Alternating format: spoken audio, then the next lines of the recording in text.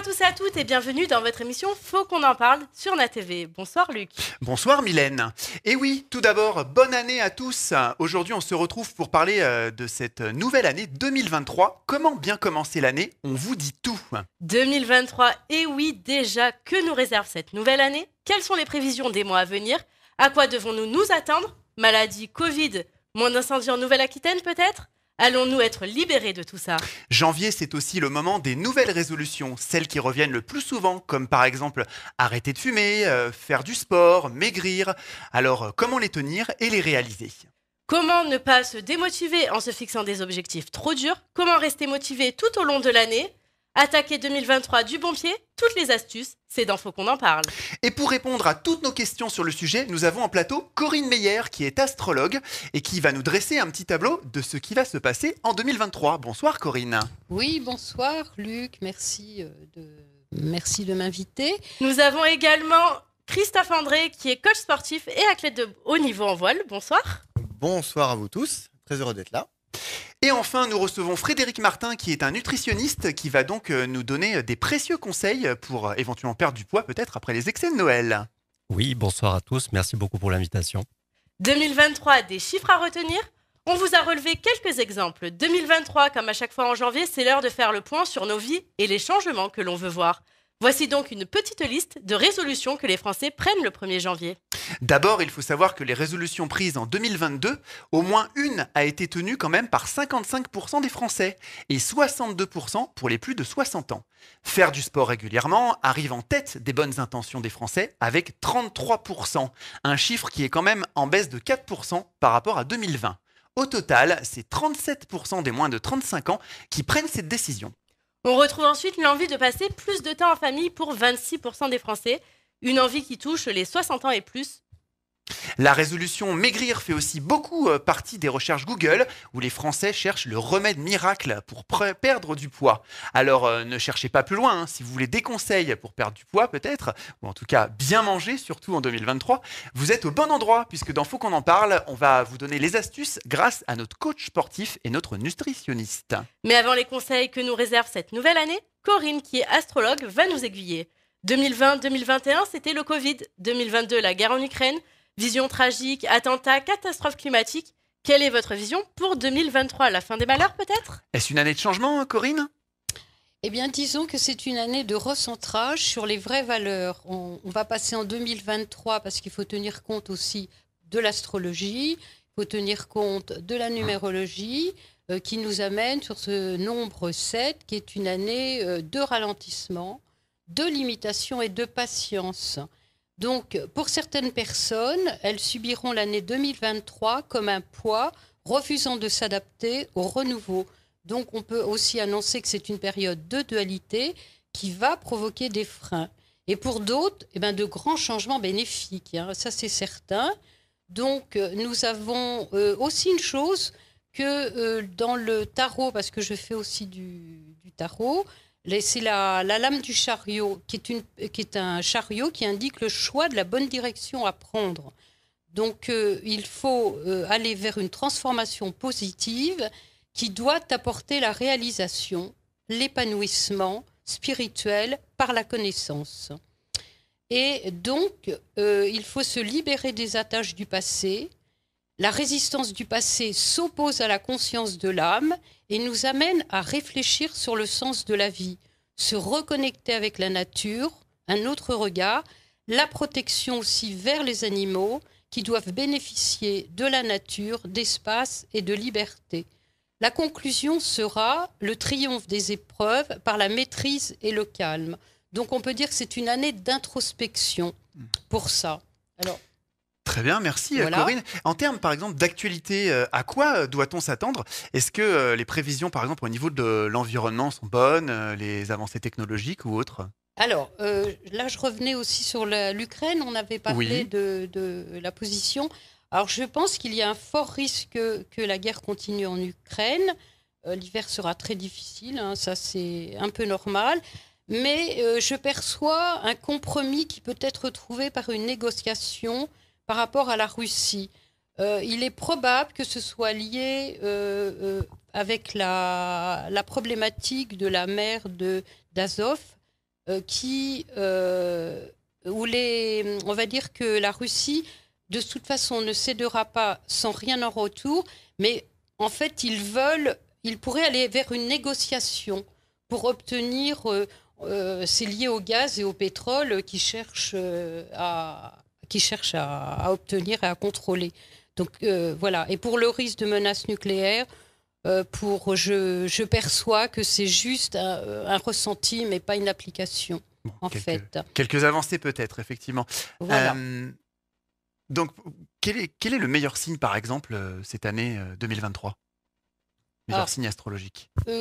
Alors par contre, je n'ai pas parlé des tensions un peu, d'autres tensions. Ah, il y a d'autres tensions peut-être qui peuvent arriver en observant les transits planétaires par l'astrologie. Il est fort probable que les tensions sur un plan mondial soient tendues, ce qui peut annoncer un ralentissement, une année donc un peu morose, un mouvement souterrain. Moi, je pense que la franc-maçonnerie aussi se positionne pour réformer la société sur le plan mondial, qui aura probablement beaucoup de difficultés à le faire appliquer.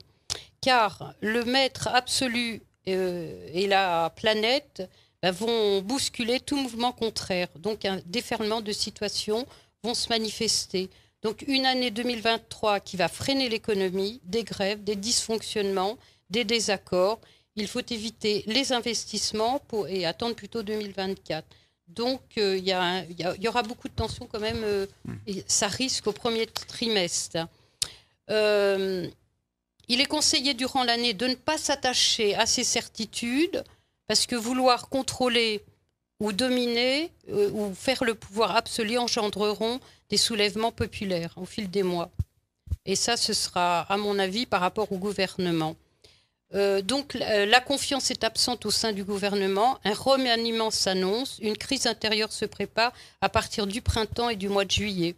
Ok, et voilà. En termes de signes astrologiques, du coup, quel sera le meilleur signe fort cette année avant de passer sur les conseils sportifs et nutritionnistes ? Oui, alors disons que les signes qui vont être bien, ça va être le signe du Bélier grâce à Jupiter, le signe du Taureau qui va pouvoir enfin obtenir des satisfactions financières, vente achat dès le printemps, le signe des Gémeaux qui doit saisir les opportunités, le Cancer qui se donnera les moyens de bousculer sa vie pour suivre ses intuitions, le Lion devra être un peu patient, la Vierge révisera sa destinée, se laissera guider par ses intuitions, la Balance s'isolera un peu en recherchant la stabilité et la sécurité, le Scorpion sera endurant et le Sagittaire aura de belles aspirations.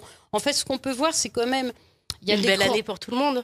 Pas pour tout le monde, mais disons qu'il y a des grands changements, surtout pour le Bélier, le Taureau, le Lion, le Cancer, la Vierge, qui seront quand même des années assez importantes à saisir, parce que tout est... je pense que c'est pas parce que c'est une année qui est un petit peu... freiner ou c'est un retour à soi. Donc il faut se remettre en question. Donc c'est peut-être une année freinée, mais est-ce qu'on va se freiner sur l'amour, par exemple, l'amour ou sur le travail, j'allais dire. Soyons clairs. Ah oui, non, il y aura des très bonnes au niveau même sentimental. Il y a les signes du Taureau, du Cancer, de la Vierge seront quand même favorisés par du Lion, par des grands changements. C'est une note positive, Corinne. Oui, bien sûr, mais je suis positive parce que ici on se croque-concentre, on réussit très bien l'année 2023. Attention, c'est une bonne année donc. Mieux que 2022 ? Je pense, oui, quand même. C'est le retour à la sagesse, on va dire, alors, et au choix. On le disait dans l'intro effectivement de l'émission, ça fait souvent partie des résolutions numéro 1 des Français. Après avoir bien mangé pendant les fêtes, clairement, on veut souvent un petit peu éliminer tout ça, Frédéric. Est-ce que tu as quelques tuyaux à nous donner ? Voilà. Bonsoir, alors quelques tuyaux. Alors je pense que ce que disait Corinne est plutôt de bon ton parce que le recentrage sur soi me semble être une clé importante en diététique. En fait, je pense que par les temps qui courent, les repas dans la vie active de tous et de tout à chacun ne sont plus forcément au centre des priorités des uns et des autres. On court un peu dans tous les sens. Ça c'est certain, c'est toujours des problèmes de temps, clairement. C'est ça, on va sauter le petit déjeuner, à midi on va se retrouver devant son ordi à manger un petit peu sur un coin de bureau, vous voyez. Donc je pense que ce besoin que vont avoir beaucoup d'entre nous d'avoir la main sur notre poids et perdre un peu de poids passe aussi par là. C'est-à-dire faire en sorte que les repas reviennent un peu au centre de notre quotidien comme un moment important. Ça passe par des choses très simples. L'appétit, le rassasiement, par exemple. Si on mange très très vite, forcément, on va pas avoir le temps de se rendre compte qu'on a mangé. Oui, c'est ça, c'est toujours le piège, ça. C'est ça. On va donc avoir des apports plus importants que nos véritables besoins.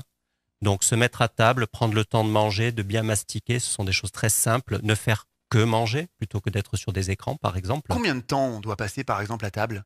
Pour que le cerveau puisse envoyer le bon signal de rassasiement, enfin c'est plutôt l'estomac qui l'envoie au cerveau, puis un retour, il faut un minimum d'une vingtaine de minutes.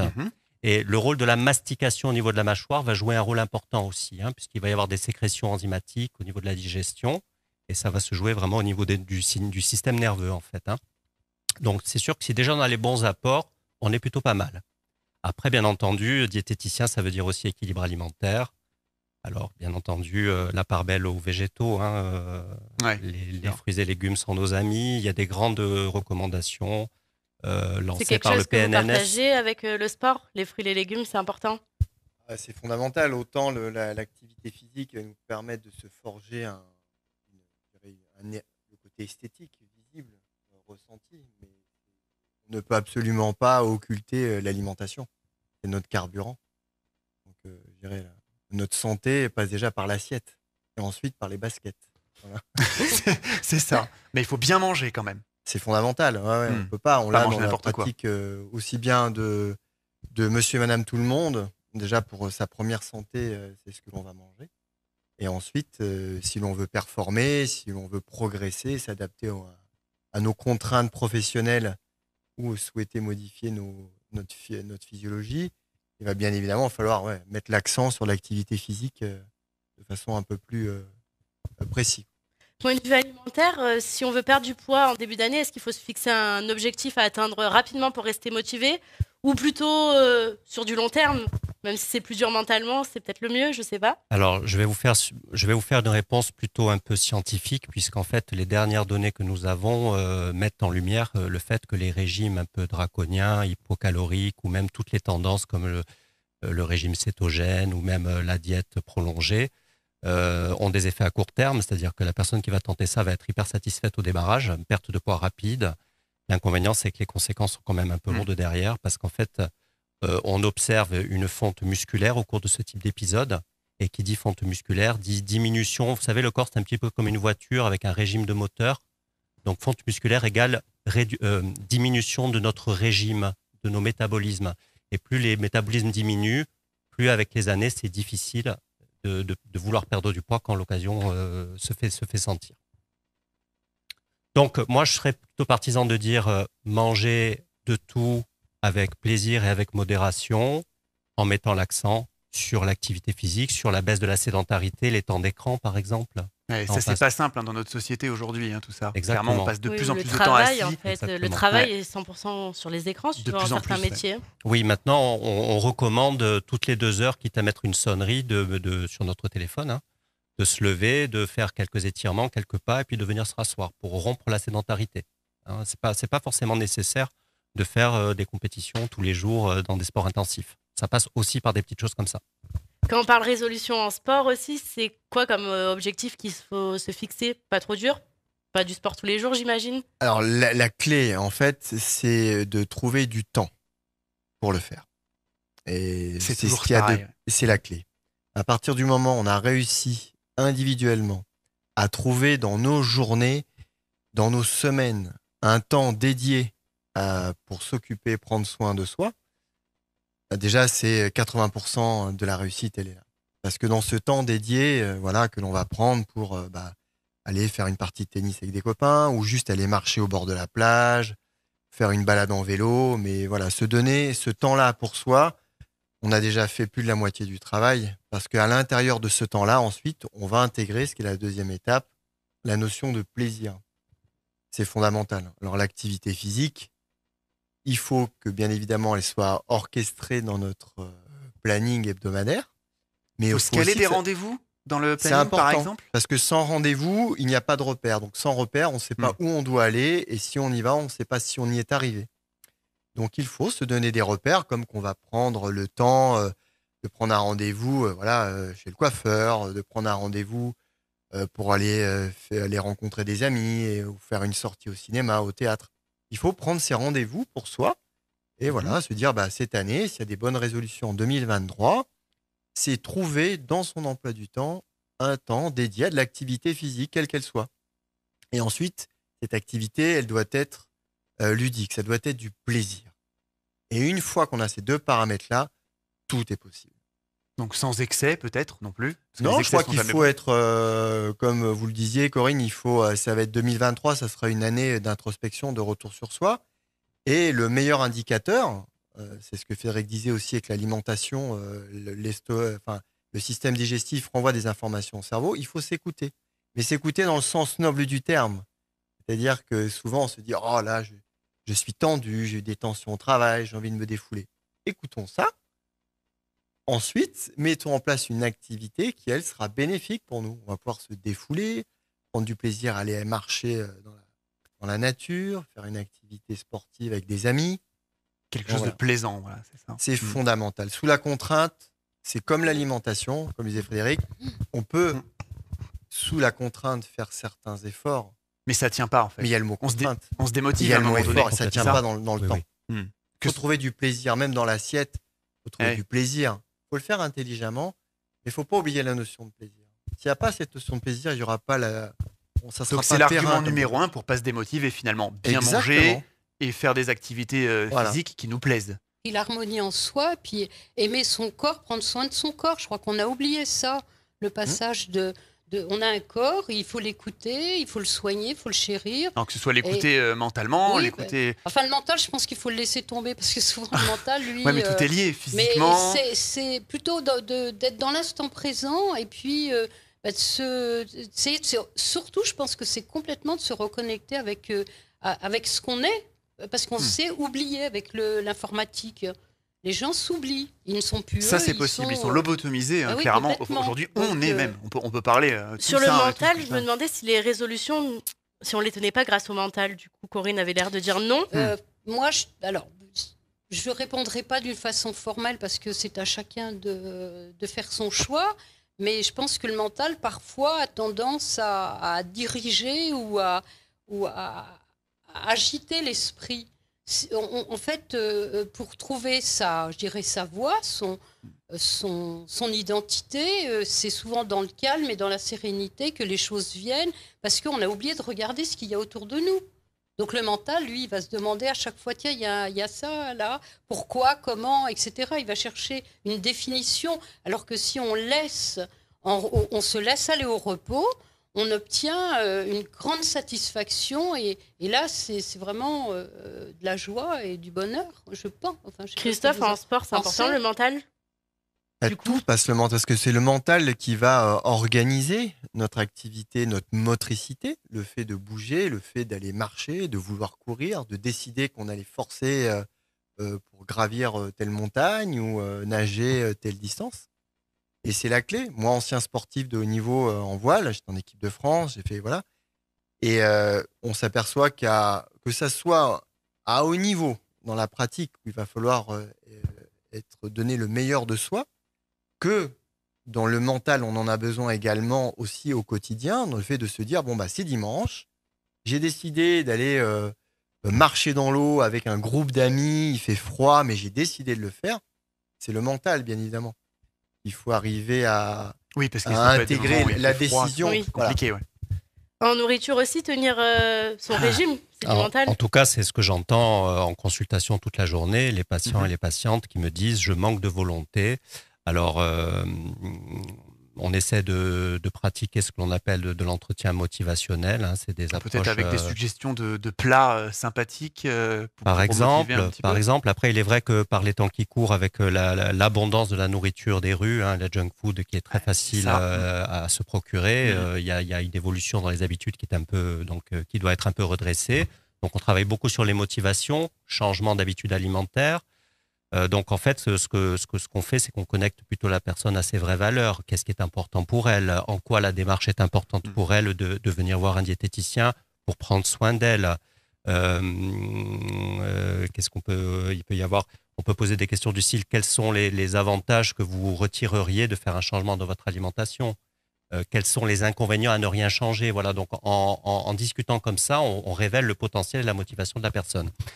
Après, pour rebondir sur ce que tu disais, je pense qu'en diététique, si on veut essayer en début d'année de faire quelque chose pour son poids, c'est peut-être une bonne idée aussi de poser des choses de planifier un petit peu les choses. Hein. C'est-à-dire que pourquoi pas, par exemple, préparer une liste de courses à l'avance, préparer peut-être un petit peu ses menus à l'avance pour être certain qu'au cours de la semaine, on ait ce qu'il faut dans l'assiette. Vous avez notamment l'approche du batch cooking. Je ne sais pas si vous connaissez le principe. Le batch cooking, c'est en fait une approche qui consiste à passer 2 heures en cuisine à un moment donné de la semaine, le samedi ou le dimanche. Ah oui, faire pour ces petites cuisiner gamelles. toute la semaine, c'est ça? Voilà, c'est ça. Et au cours de ces 2 heures, vous confectionnez l'ensemble des menus de la semaine. D'un point de vue bactériologique, c'est très bien conçu parce que les plats peuvent tenir comme ça jusqu'au vendredi. Et là, on mange pas des produits industriels avec tout un tas de choses vraiment mauvaises pour la santé. On reste sur du fait maison. On essaie d'avoir des produits de circuit court quand on s'approvisionne en fruits et légumes. Circuit court, plutôt bio si on peut. Après, il y a des questions de budget aussi. Bien sûr. Et on a du fait maison sain. Voilà. Beaucoup de jeunes sautent des repas en pensant que c'est normal. C'est quelque chose qu'on voit de plus en plus. Est-ce que c'est bon ou pas pour la santé? On parlait du temps pour les repas, et du coup, les gens ont de moins en moins de temps et les jeunes, ils sautent maintenant les repas. Oui, c'est ça. Alors, la jeunesse est une population qui a besoin d'énormément d'énergie. Vous savez qu'en fait, nous, si on remonte la chaîne de l'énergie, la base de l'énergie, c'est le soleil qui alimente les plantes avec la photosynthèse qui fait qu'ensuite les animaux, et nous, on est au bout de la chaîne.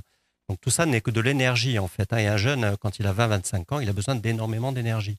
Sauter des repas, ça va être tout simplement un déficit dans cette énergie. Donc, ça peut occasionner des baisses de concentration, ça peut occasionner de la baisse d'énergie physique.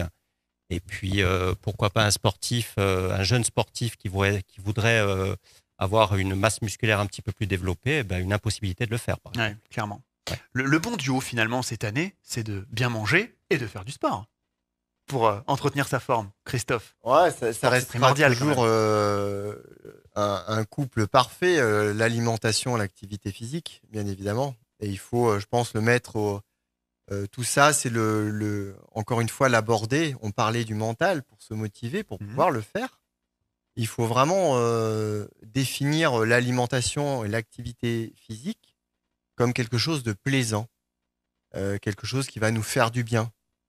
Quelque chose qui va nous faire progresser. C'est important. Il faut vraiment pas le voir comme une contrainte, c'est ce qu'on disait tout à l'heure. C'est pas se dire, tiens, c'est l'heure, il faut que j'aille faire mon footing, il faut que je fasse 30 minutes. Alors déjà, le fait de dire il faut, déjà, non, on est il faut pas. J'ai envie de le faire. J'ai envie de manger ça. Parce ça que bon derrière, je sens les bienfaits. Et ça passe par...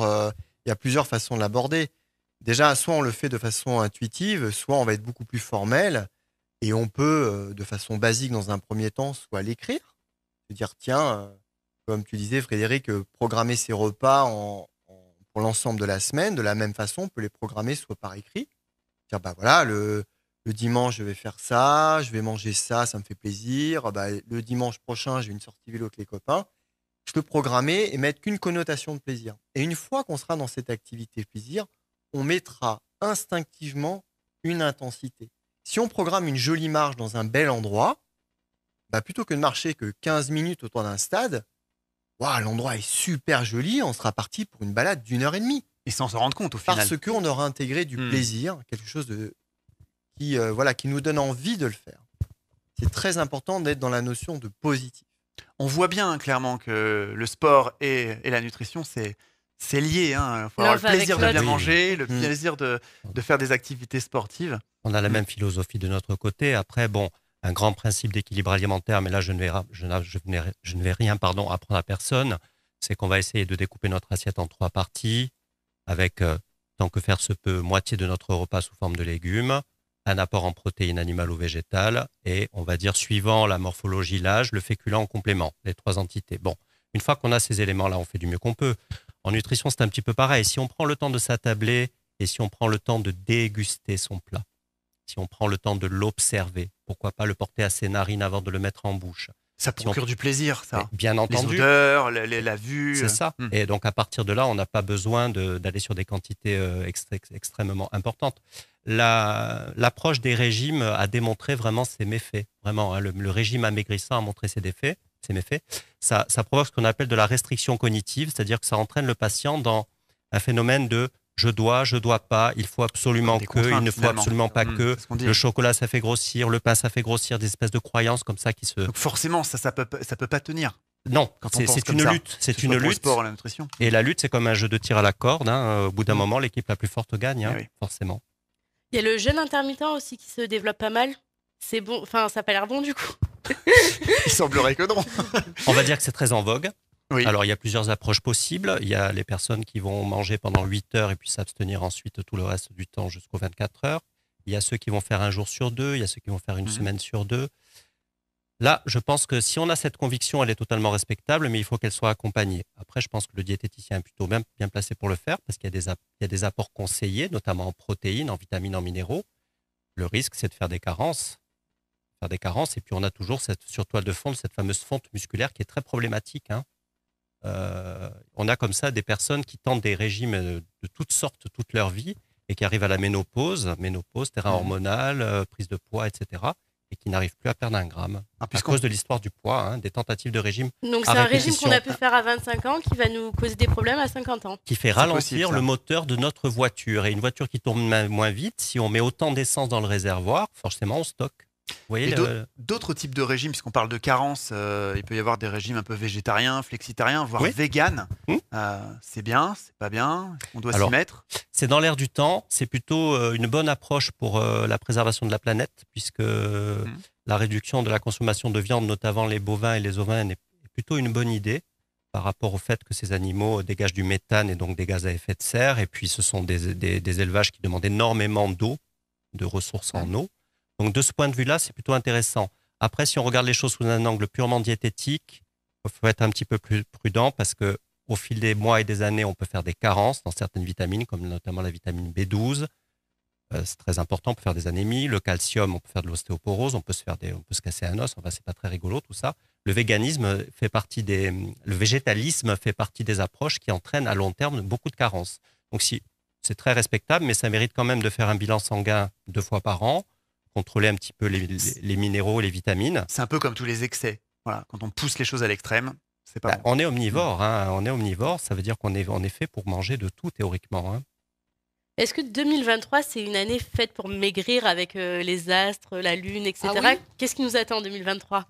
Tout à fait, parce que ça revient toujours à la même pareil, c'est-à-dire que si la personne veut bien prendre conscience de tous ces changements qui lui sont donnés et observer, regarder, choisir, elle ira tout à fait dans le bon sens du terme, en marchant, en étant dans la nature, en se projetant sur des... Alors, je reviens un petit peu sur le côté mental. C'est vrai que pour être déterminé dans la vie, il faut le mental. Moi, c'est vrai que j'ai toujours tendance à soigner l'âme, parce que l'astrologie, on est dans une sphère des astres, mais sans volonté, on ne parvient à rien. Ça, je suis bien d'accord, je voulais revenir là-dessus, parce que c'est vrai, pour réussir. Mais bien sûr, je pense qu'on est vraiment dans une année de prise de conscience en 2023, qui peut être très positive, et on a besoin de se raccorder à soi et à la nature, et d'écouter aussi des bons coachs comme ici. On entend souvent dire aussi que quand on grossit trop, on peut avoir mal au dos. Le dos, c'est quelque chose qui vous connaît. On a un petit livre que vous nous avez écrit. Est-ce que vous pouvez nous expliquer un peu en quoi la nourriture peut avoir un impact sur le dos ? Alors déjà, ce livre que j'ai écrit, en fait, il se base sur une méthode en 3 points qui est le développement de la mobilité articulaire, la capacité de réaliser des mouvements. Aujourd'hui, la sédentarité, par exemple, les positions assises dans lesquelles nous sommes, on a effectivement une flexion de hanche, et quand on va se relever, des muscles seront raccourcis. Donc bref, il va y avoir un manque de mobilité. Donc dans cette méthode, il y a le développement de la mobilité, donc des exercices précis, du renforcement musculaire, mais alors là, en étant très précis sur ce que l'on fait pour ne pas se blesser, d'autant plus dans le domaine des abdominaux, car on voit de tout et n'importe quoi. Et ensuite, le 3e volet, c'est comment on s'étire, comment on relâche, on redonne de l'espace, d'autant plus au niveau de la colonne vertébrale, sur les disques intervertébraux, qui sont constitués de beaucoup d'eau et qui ont besoin de se réhydrater dans l'ensemble de l'organisme. Donc voilà, quand on entend que grossir, ça fait mal au dos, pas forcément. Alors, ça peut être lié parce qu'on va augmenter le poids de la personne. Donc, en augmentant le poids de la personne, on augmente la charge qu'il va falloir transporter. Ensuite, on va augmenter tout ce qui va être. En général, quand on prend du poids à outrance, on peut avoir une perte de mobilité. Donc, de toute façon, ça aura des effets négatifs. On ne peut pas dire que la prise de poids soit quelque chose de positif. Ça aura des effets négatifs. Donc, oui, ça va bien évidemment être un facteur supplémentaire sur les maux de dos ainsi que tous les troubles musculaires et squelettiques. Et tous ceux qu'on peut avoir aujourd'hui, effectivement, avec toutes ces nouvelles technologies, ces positions sédentaires, la souris par exemple, maintenant il existe des souris ergonomiques, on peut les mettre sur le côté. Donc tu parlais, Christophe, d'étirement. Est-ce que tu peux peut-être nous montrer un étirement qu'on pourrait faire régulièrement, par exemple? Alors, je peux vous montrer des étirements. Par contre, je veux juste aborder un sujet parce qu'on est tous très souvent assis. C'est clair. Mais peut-être mal assis, du coup. Alors, être mal assis, c'est certain. Déjà, on n'est pas fait pour être assis. Déjà, moi, ce que je propose, c'est que toutes les personnes aujourd'hui qui ont la possibilité essayent de se lever pour travailler. Moi, j'ai travaillé pendant 1 an pour une structure, une association qui s'appelle Sourire à la vie, une association qui accompagne les enfants atteints du cancer. Et j'avais un poste à la fois sur le terrain, à la fois de bureau. Et j'ai refusé pendant cette période-là, cette mission-là, d'être à un bureau. J'ai travaillé, à chaque fois que j'étais en situation de travail informatique, sur une table haute qui me permettait de rester en position debout. Et ça, c'est possible de le faire. Il faut savoir qu'en France, on est toujours un peu en retard. On est séduit par le côté anglo-saxon, des nouvelles techniques qui peuvent arriver, que ce soit dans l'alimentaire, que ce soit dans tout un tas de domaines. Il faut être innovant en France et il faut prendre le bon sens qui est on peut faire tout un tas de choses debout. Je ne sais pas si manger debout c'est bien, mais en tout cas, on peut prendre le temps effectivement, de travailler. Pourquoi pas travailler debout. Alors après, je peux vous montrer quelques étirements très simples. Après, des étirements, on peut en faire... quel type d'étirement vous voudrez voir sur quel type de groupe musculaire? Le haut du corps, non, mais par exemple, une fois qu'on a une position sédentaire toute la journée, est-ce qu'il ne faut pas, par exemple, toutes les heures, se faire un petit étirement, quelque chose? Alors, un truc simple. Il y a un rythme que l'on fait, que moi je fais. J'applique à moi-même, parce que je passe du temps à écrire aussi. Je mets des alarmes de 30 minutes sur mon téléphone. 30 minutes. C'est très simple. Ah oui. C'est très simple. 30 minutes, qu'est-ce que je fais au bout de 30 minutes? Soit quand je suis assis, soit quand je suis debout. Je me lève et je m'assois, je me relève 30 fois. Ça paraît très simple. Se lever et s'asseoir 30 fois, c'est rien. Et comme je dis 30 flexions de jambes, ça prend 1 seconde. Donc, ça prend 30 secondes. Donc, les 30 secondes, on peut les prendre. Il y en a qui vont les prendre pour vite fait aller sur les réseaux sociaux. Prenons ces 30 secondes juste pour s'asseoir et se relever. Ça peut être ça. Bon, oui, là, ça fait un mouvement. Là, la position dans laquelle on est vraiment très bas. Et ce qui n'est pas bon, parce qu'on a le bassin sous les genoux. Et avoir le fait d'avoir le bassin sous les genoux a tendance à nous faire arrondir le bas du dos. Ça, c'est pas très très bon. L'idéal, c'est d'avoir en position assise, d'avoir le bassin le plus haut possible par rapport à ses genoux. D'accord. Donc là, si je suis debout, naturellement, on va retrouver cette cambrure naturelle que l'on a. Et il faut la conserver.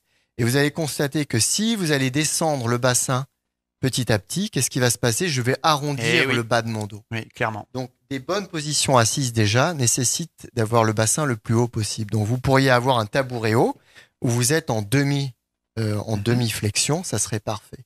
Après, des étirements très simples.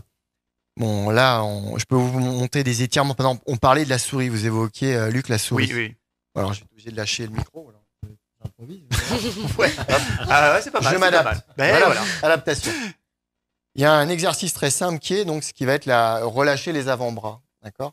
Donc, on se met tout simplement, je vous invite à le faire avec moi. Vous tendez la main devant, vous resserrez les doigts et avec l'autre main ici, qui est inactive, vous allez tirer dessus, mais doucement.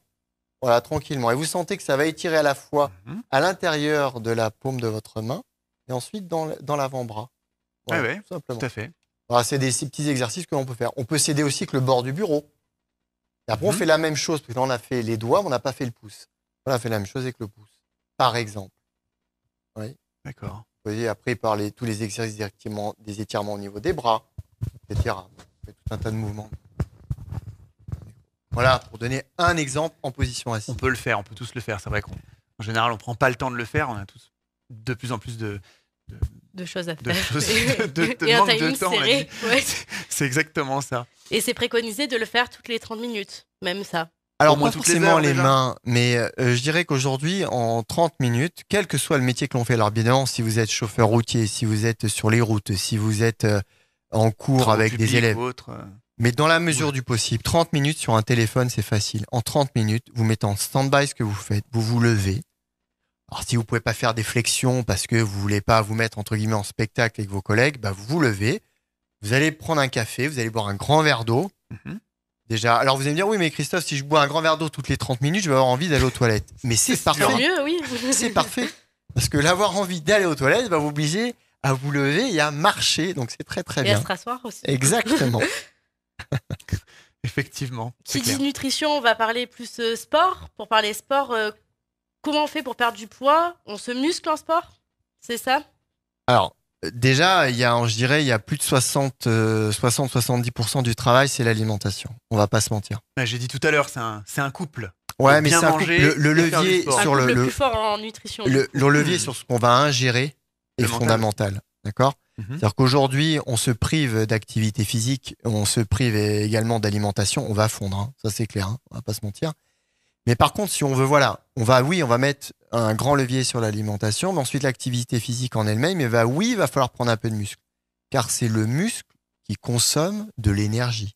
Eh oui. Si je ne me muscle pas, un minimum, l'objectif, c'est pas d'être bodybuildé, mais c'est de construire un peu de muscle, car c'est ce muscle qui consomme de l'énergie, et l'énergie, on l'absorbe dans l'alimentation, et quand on a trop absorbé, on la stocke au niveau adipeux, le gras. Donc pour les déstocker, il faut consommer ce qu'on a dans le sang, et c'est les muscles qui consomment de l'énergie.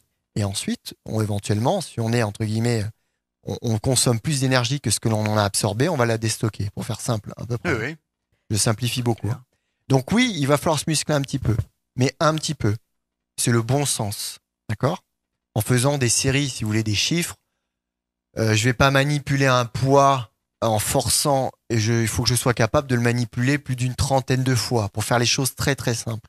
Si j'arrive pas à manipuler un poids plus de 10 fois, je force énormément, la charge sera trop lourde pour quelqu'un qui se remet à l'activité physique.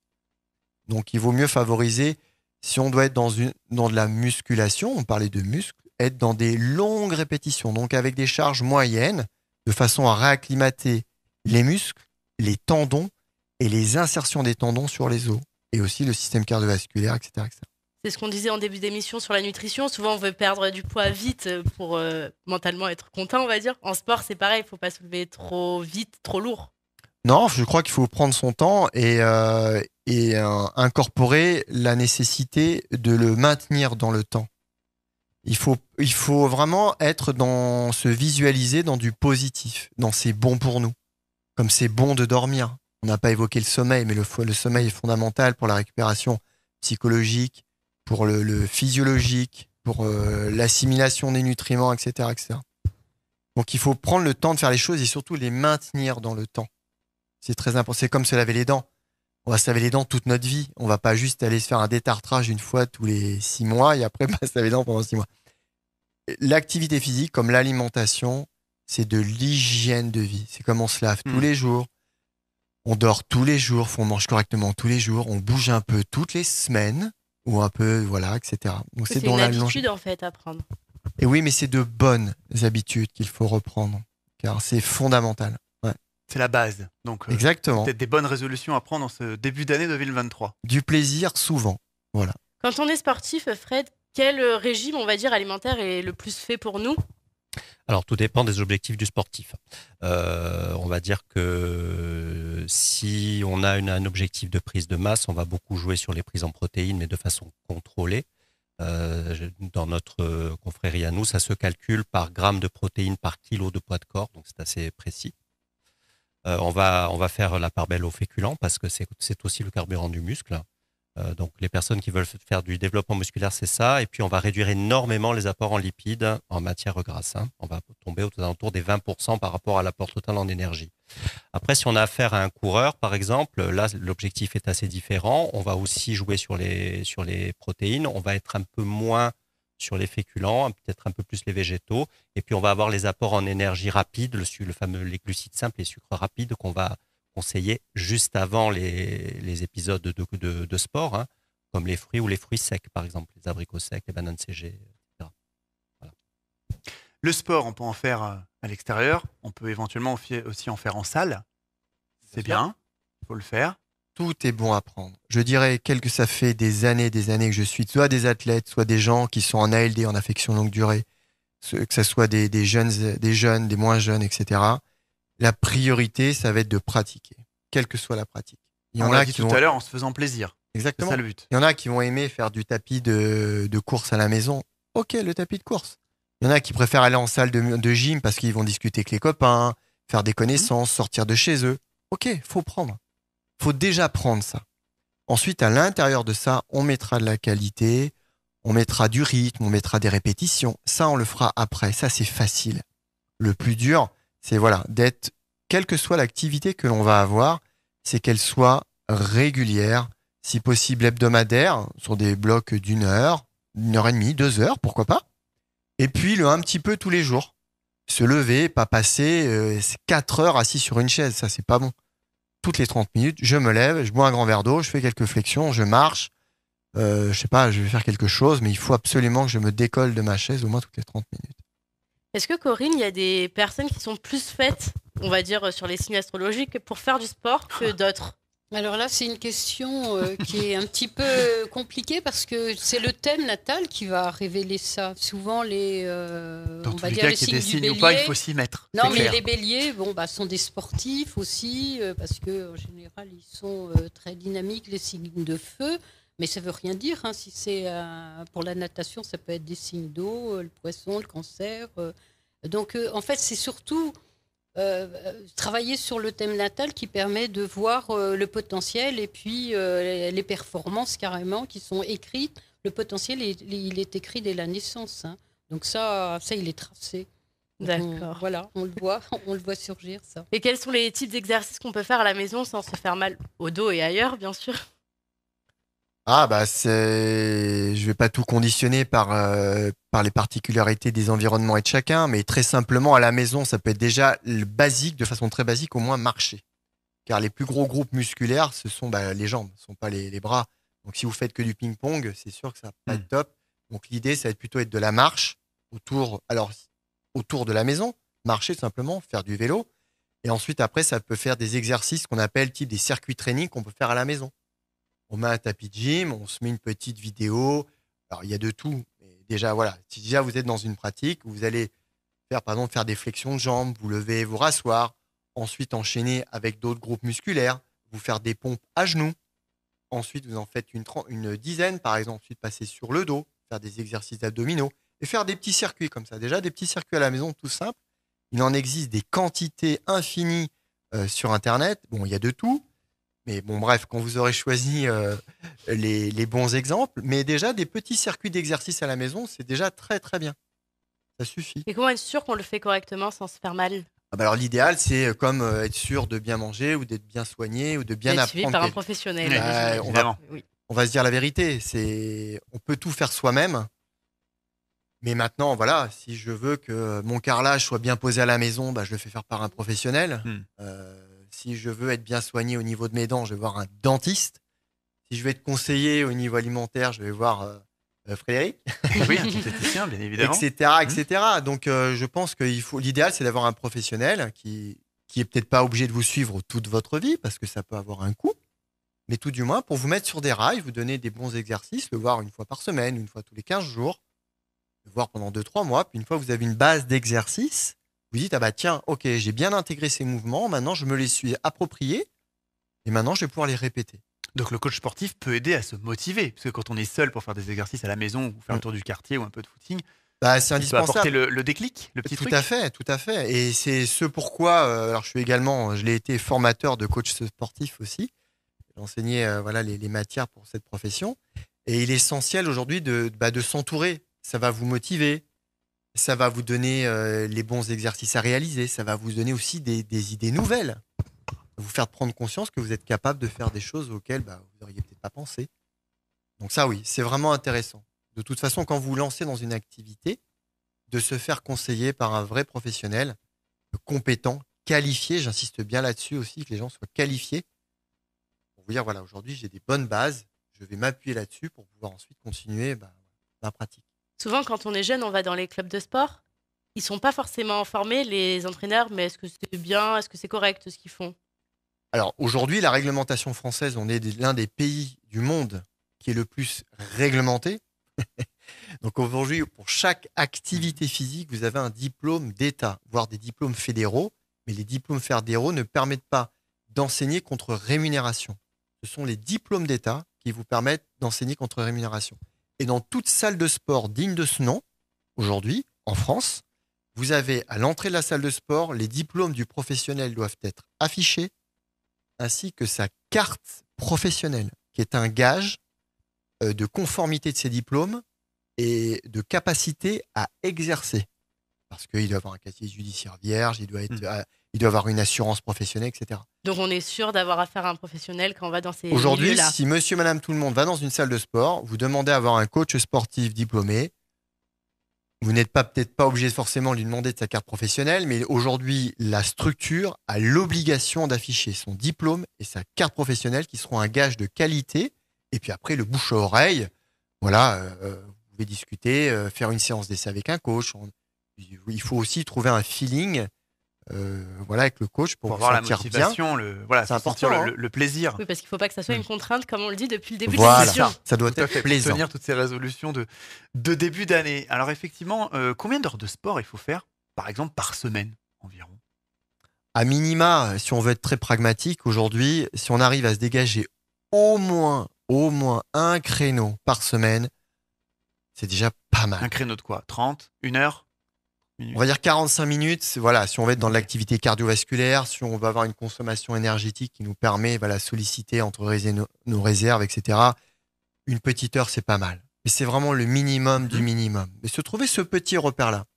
Et après, parce qu'il faut être réaliste, aujourd'hui, quand on est une maman ou quand on est un papa avec des enfants, c'est mon cas, il faut s'occuper des enfants, il faut travailler, il faut faire les devoirs, C'est du sport au quotidien déjà. C'est ça. C'est déjà du sport au quotidien. Après, voilà, si on est très motivé, on peut arriver à faire un peu de sport tous les jours, mais c'est pas donné à tout le monde d'avoir. Après, trouver 1 heure dans la semaine. Oui, même pour aller avec les enfants, faire du vélo avec les enfants. Exactement. Donc moi, le conseil que je donne aux gens, parce qu'il faut pas donner des objectifs qui démotivent en disant oh là là, mais Christophe nous a dit que si on faisait pas 4 heures de sport par semaine. Non.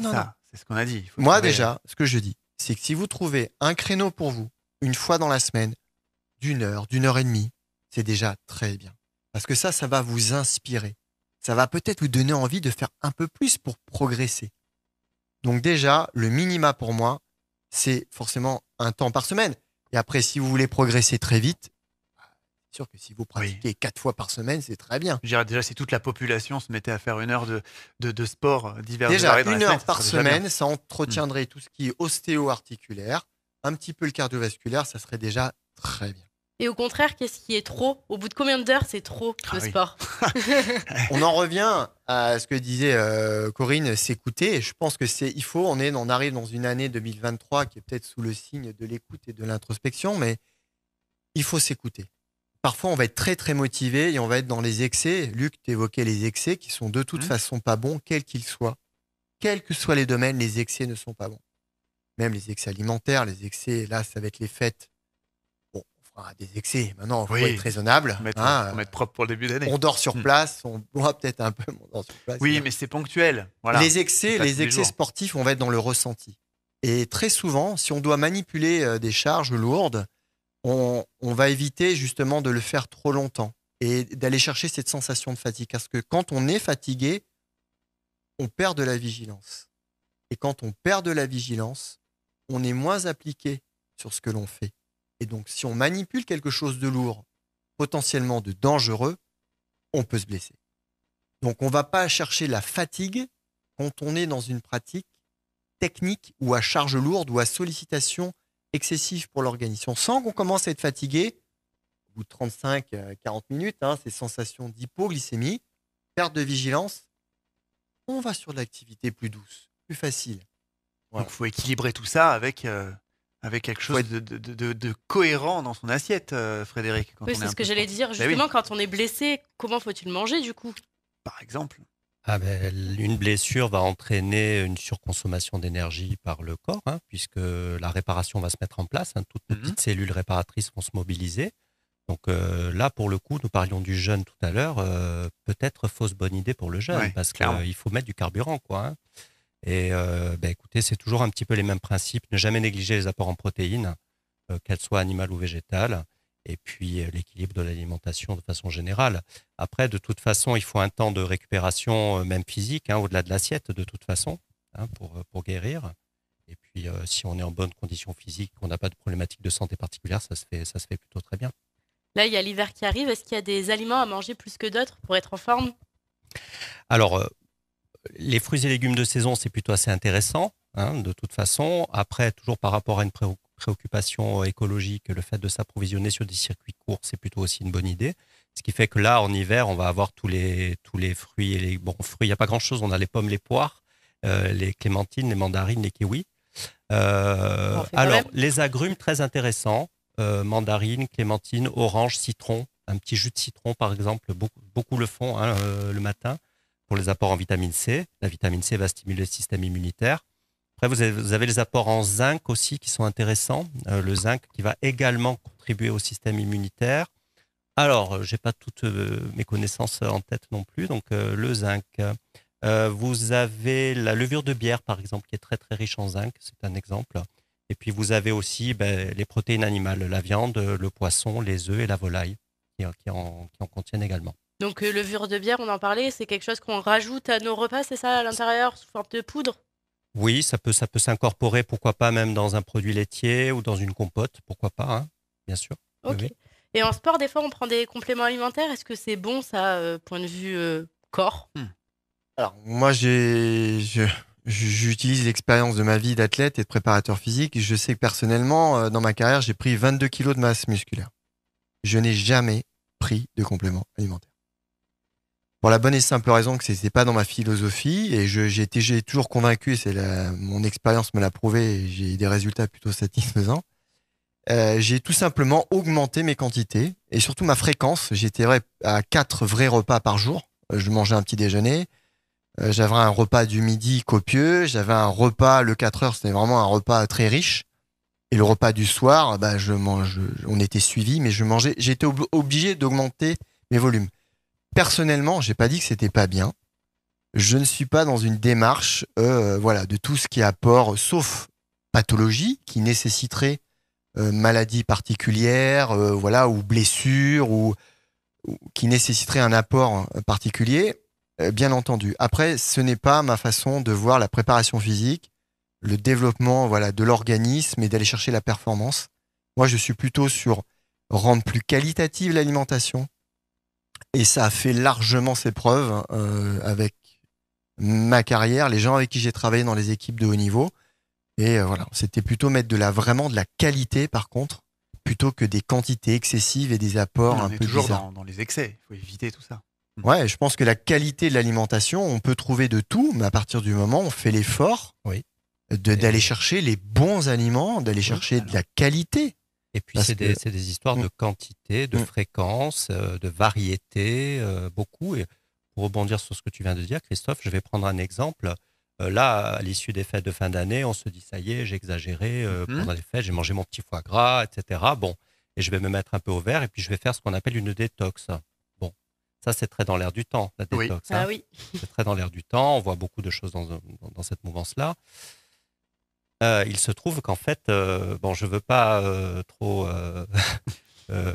porter d'ombre à ceux qui sont sur ce marché-là, mais en fait, on a quand même 2 organes principaux que sont le foie et les reins, qui se chargent tout seuls comme des grands de détoxifier notre corps, sans besoin qu'on ait d'apporter quoi que ce soit d'autre. Même quand on a fait quelques petits écarts, qu'on a mangé bien un entendu, petit peu trop de foie gras. Bien entendu, tout ce qu'on va voir sur les tisanes détox, les thés détox ou les cures détox, le foie et les reins le font parfaitement. Ça se fait en 2 phases. Le foie est conçu pour ça, c'est son rôle. Et il n'est pas forcément utile d'apporter des compléments supplémentaires pour accélérer ce processus-là. C'est ça, c'est ce que j'allais dire, les compléments alimentaires, ça aide juste à gagner du temps. Ça dépend. Dans certains cas, ça peut être utile. Par exemple, si vous avez le consommateur de viande qui se dit viandard et qui mange jamais de poisson, vous savez que les poissons contiennent les fameux oméga 3 qui ont plein de vertus pour le système cardiovasculaire, pour le terrain inflammatoire. À ce moment-là, ça peut être intéressant de complémenter. Vous avez notamment des petites gélules d'huile de poisson. Bon, ça peut être utile. Après, vous avez certaines substances qui vont jouer le rôle de statine pour les gens qui ont du cholestérol aussi. La levure de riz, par exemple. Ça peut éviter d'aller voir le médecin et de se faire prescrire une statine par le médecin. Il y a des choses comme ça qui peuvent être intéressantes. Mais il faut savoir faire le tri. Vraiment faire attention, effectivement. Ouais. Si on repart le sport, etc., si vraiment les filles, on aime bien, on veut se muscler les jambes et les fesses. À part se lever 30 fois toutes les 30 secondes, qu'est-ce qu'on peut faire à la maison? Déjà, on a parlé des jambes, des groupes musculaires les plus puissants du corps humain, donc le grand fessier qui est le plus puissant. Pour se remuscler, déjà à la base, il va falloir les utiliser avec une fréquence. Déjà, avant de mettre de l'intensité musculaire, il va falloir remettre de la fréquence et en faire souvent. Parce que ce qu'il y a de plus fragile, c'est tout ce qui est tendineux. Donc il va falloir retrouver une activité de base, c'est-à-dire que ça va être fait de la marche, du vélo, éventuellement monter tout ce qui va être escalier. Tout ça, ils sont très très bien. Alors monter des escaliers, c'est très bon, les descendre, c'est un peu moins bien au niveau des genoux. Mais bon, on peut pas faire que monter, à un moment donné, il faut bien redescendre. Mais après, dans des salles de sport, il y a tous ces fameux appareils, vous savez, de stepper, etc. Il y a tout un tas d'appareils aujourd'hui dans les salles de fitness. Il y a pléthore d'outils pour être dans ce registre-là. Alors un échauffement préalable est nécessaire, entre 10 et 15 minutes, et après, il faut être sur des activités à plus haute intensité en visant ces groupes musculaires-là. Et là, il existe une quantité incroyable. Si on est dans les salles de sport, je parle, et là, il y a tout ce qu'il faut là pour être cadré sur ce genre d'outils. Mais pour des résultats en termes de sculpture esthétique, là, si on pousse au-delà de la simple, je dirais, prévention de la sédentarité, là, si on veut chercher l'esthétisme, il faut être sur une pratique évidente d'au moins 2 à 3 séances par semaine. Et j'allais poser très cliché la même question pour les garçons qui veulent faire le haut du corps. Il y a l'entretien. En une séance par semaine, on sera sur l'entretien. Si on veut aller chercher du développement, alors là, on ne peut pas se contenter d'une séance par semaine. Si on veut chercher du développement, de la transformation physiologique, de la prise de masse musculaire, il faut minimum être à 2 séances. Et là, ça va être très long. Il y aura du changement, mais ça sera un petit peu long. 3 séances, voilà, on est plus dans une norme entre 2 à 3 séances sur des objectifs précis, esthétiques par semaine. Eh ben c'est pas mal tous ces petits tuyaux. Voilà. On a eu plein d'astuces ce soir, donc faut qu'on en parle. Exactement. Merci à toutes et à tous de m'avoir suivis. On avait reçu donc Corinne Meyer, qui est donc astrologue. Merci beaucoup Corinne d'être venue. Merci beaucoup. On avait également Christophe André, qui est coach sportif et athlète de haut niveau, qui a écrit un livre que vous pouvez retrouver, je pense, un peu partout. Sur mon site internet, voilà. Qui s'appelle Ma méthode pour prévenir les maux de dos. Voilà. Merci. Très important, effectivement. Et nous avions Frédéric Martin, qui est nutritionniste, diététicien. Merci beaucoup, Frédéric. Merci pour votre accueil. On se retrouve prochainement pour une nouvelle enquête d'Info qu'on en parle. Exactement. À bientôt. Bye bye.